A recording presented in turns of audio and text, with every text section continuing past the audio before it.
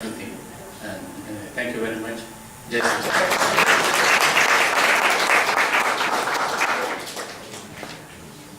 Thank you very much.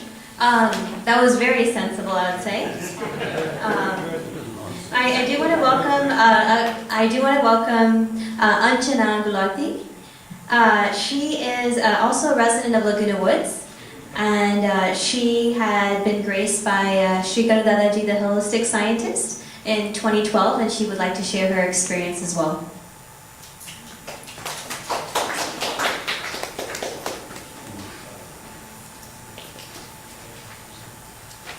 Yes, Achitanand. That's a hard act to follow. That's a hard act to follow. You're good.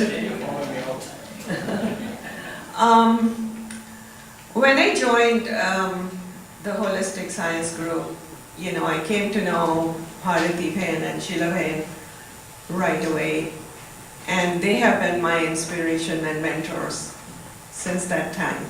And I'm just so grateful to them. The biggest question that comes to my mind is, how can they stay so calm and loving in the face of opposition or criticism? I hope, and Mr. Patel, sitting there so seriously, but Vijay Patel, my button is pressed all the time, and I have to make a choice whether I want to react or act.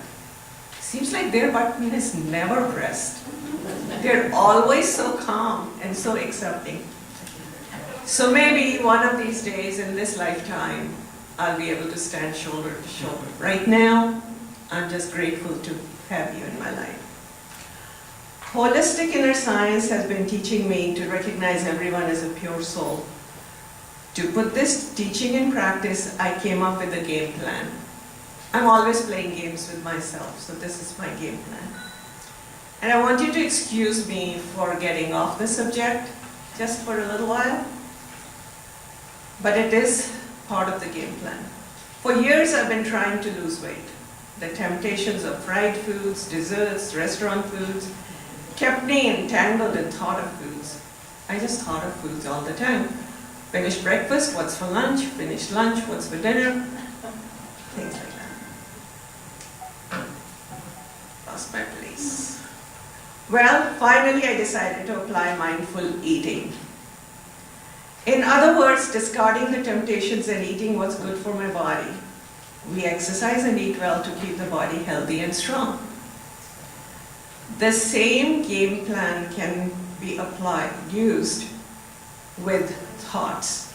We can use mindfulness to select thoughts that give us peace and serenity. Just as quality and quantity of food is very important for a healthy body, in the same way, the quality of thoughts is a life changer. Negative thoughts are like junk food, and they come at a very fast pace. I love this word, ants, automatic negative thoughts, and they could be either one of those: fear, sadness, anxiety, anger, blame, judgment, all a part of ego that we don't want to really recognize or give power to. Negative thoughts are like junk food. They cover and hide the natural state of our soul and take us far away from the pure and loving spirit. The moment I look at someone with judgment, the negative thoughts come charging in at a fast pace. In this case, I use a formula: stop, check, and change. I stop myself, and I'll give you an example of how I use this formula. Recently, someone told me that I spoke rudely to them. It took a second to get over the shock of her accusation, but I mentally stepped back from that situation and stopped the negative thoughts and did not absorb it or take it in.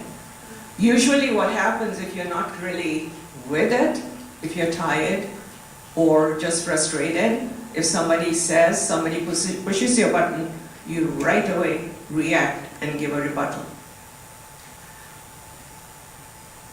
As a result, I didn't give back any negative comment. From this person's perspective, she was 100% correct, but she was not coming from love. Rather, she was coming from anger and judgment. When I checked the statement, I sent back love and changed or transformed the energy, and the consequences changed too. See, if I had reacted with anger, I would have given back the negative response. Then the negative thought would have had a field day. But by acting in a positive way, I changed the energy and took back the power of good thoughts. I learned that harmony should not be just in words and actions, but good thoughts and intention are more important. If my thoughts are negative, I'm sending negative energy. And no matter how loving the words, the energy sent is not love. So many times, we meet somebody and happens to be a friend, but they are, according to us, they are not dressed properly for the occasion. I go to them, I tell them, oh, you look so lovely. Well, my words are very encouraging, but what did I think before? Oh, she's not dressed properly. So the negative energy reached that person first before my words. And we have to be really careful what kind of energy we are sending. In the same way, if I'm annoyed with someone but outwardly talk to them lovingly and calmly, it doesn't mean that I'm sending loving energy. Inwardly, the thoughts are negative. The energy is negative, and that is power of thoughts. If I want to close any karmic file, I have to work with pure intention. If my intention is pure, my thoughts will be pure, and my words and actions will follow suit. And this is really hard to do. Never said that. Particle. I shall check. One negative thought blocks you that from never putting in words. Okay. I stand corrected. I will not say it's hard to do.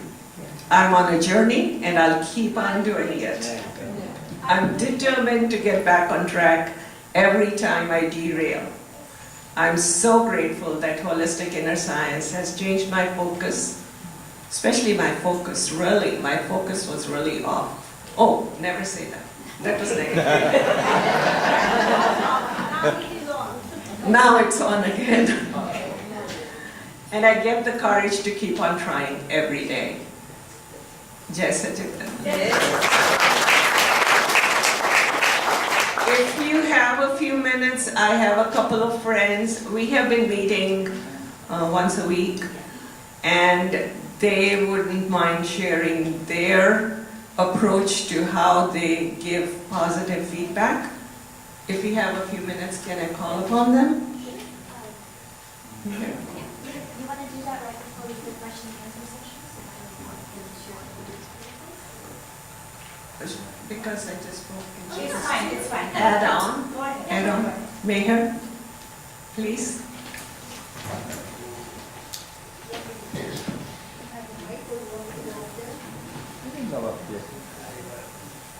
Well, I really do not have to say a whole lot. I will try to make it as short as possible.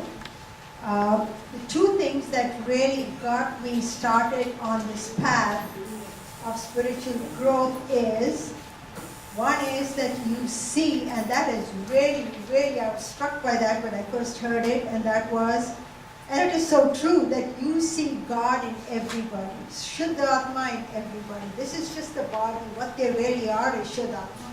And the second thing is, which this was a title of a book that Sheila Ben gave me once, which I have not read, but I was really captivated by the title, and the title is Bhogve Teni Bhul. Okay, which means that you are suffering because you don't have to suffer, it's your own mistake because of which you are suffering.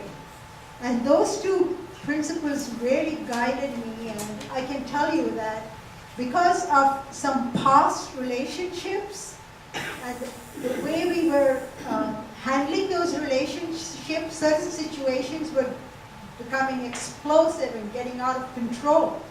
But now, when these attacks come, what I think is, well, this person has Shuddhatma, this is not this person's fault. Why this person is acting in this way is because this person has had something pressing on their mind, or it is just that it is because of their past samskars. It is so maybe they're trying to change, but it's so difficult because it's been going on for generations and it's been carrying on. So it's really difficult to change. Now, what is my position? What do I need to do? If I react to it, explosion. Instead, you have these thoughts, why should I suffer for somebody else's? And I have a choice whether I should suffer and react or become miserable or send out negative vibrations. So instead, what I started doing was sending healing vibrations to that person, praying for that person. And the difference I saw, I cannot even explain it. The hostility was gone. The person came and hugged me. And I'm not lying. And that change happened in 5 minutes. That's all I can say.